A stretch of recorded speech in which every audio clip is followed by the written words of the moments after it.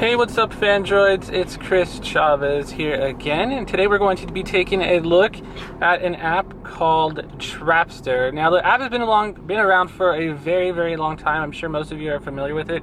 It's been around since I had my G1, and that was probably the last time I used it. But today, it just got a brand new update into the Google Play Store, and it adds a bunch of really cool stuff to it.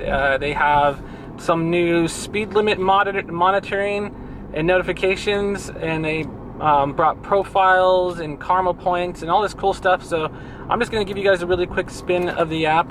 When you first open it, it'll actually ask you if you have like a good high-speed device or high-end device, or if you have a lower one, like maybe like the Droid one or a G1 or something along those lines.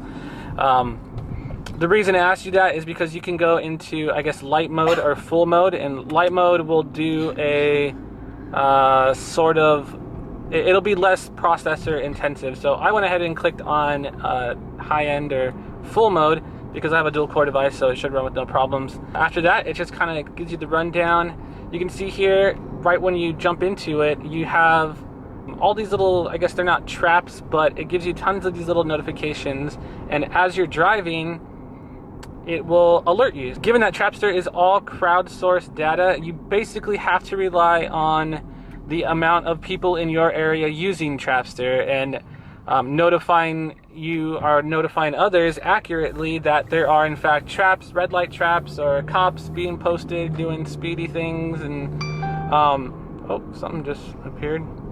Or there's, like school zones and what have you.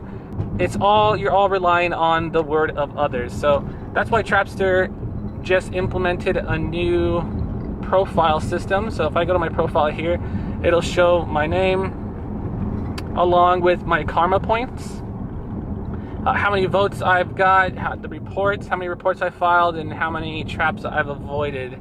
So it's kind of cool because the fact that people have stuff that's tied to their account, I guess it adds a little bit more accountability. And once you open an account and you sign up or do whatever, you can then report on stuff that's accurate or inaccurate. So you can see here there's a red light. That's actually not a red light camera anymore. Here in Rancho, they tend to move around a lot because they're always trying to catch you slipping. And if I click it here, you can see I can vote whether there was or wasn't. I'm going to go ahead and say there wasn't one there. Now, my vote was received, and I guess they have moderators and whatnot that will take a look at that and see if that was actually accurate or not. What's kind of cool is it has your speed limit here, and it tells you how fast you're going. And if you hit, your speed limit, it'll alert you and tell you, maybe to slow down, or at least tell you that you've hit your speed limit. And then it'll start turning red if you go well over your speed limit. So you can see orange, I'm going way above 50, 55, my speed's turning red. And it's cool because you can actually set your notifications. If I go to more, and then you go into your settings, there are a plethora of settings, and these are basically like your notifications. So they have system settings, display settings, trap settings.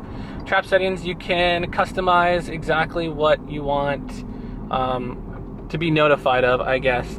So let me find one that I don't really care. I don't care if there's roadkill. So there you can go show on a map. I don't really care if there's roadkill. I don't want to see it on a map. That stuff really ruins my day when I see a little sick puppy just smashed and his little brains spilling out all over the floor, and it really sucks. Yeah, and then you can do the confidence level as well. So the confidence level is, I guess, how well that trap or what have you has been rated. So like if you only want to be notified if you're positive there's a puppy smashed on the ground or something, not unless you get the idea. Another cool thing is the fact that they have these sound themes. So you can add well, they actually added the addition of a bunch of different real languages, but they have some... Really, dog? Really? They added some really fun and crazy little voiceovers. You can change it to, like, say, George Bush, or Arnold. Get down, there's a red light, get down! Or you could do Austin Powers, Homer. It's kind of cool. I downloaded one of them. Let me see if Arnold will talk to me, but they only notify you once you're approaching a trap, and there's no traps up here in the boonies, so yeah, not going to really work. One more cool addition that they added was that you can now share your traps, or traps that you're that you post, you can share them on your social network. So you can let your friends and family and whoever know on Facebook and Twitter that there is a trap. So let's see if I can report something. Report! Here we go. And it takes you to a menu for select a trap type, and it has a bunch of different icons. They're pretty self-explanatory. Fixed speed camera, combo camera. I don't want to report anything because I don't want to report anything falsely, but from there you would be able to report it and then share it with your social network. So pretty neat little feature and function for sure.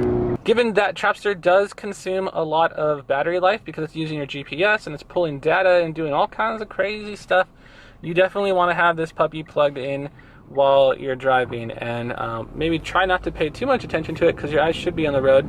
But if you have a nice little vehicle dock, it could come in handy, help you avoid some tickets, and maybe just stay out of jail. So that's just a quick look at Trapster. I am Chris Chavez with Phandroid.com. Thank you guys for watching, and I'll see you next time. Bye.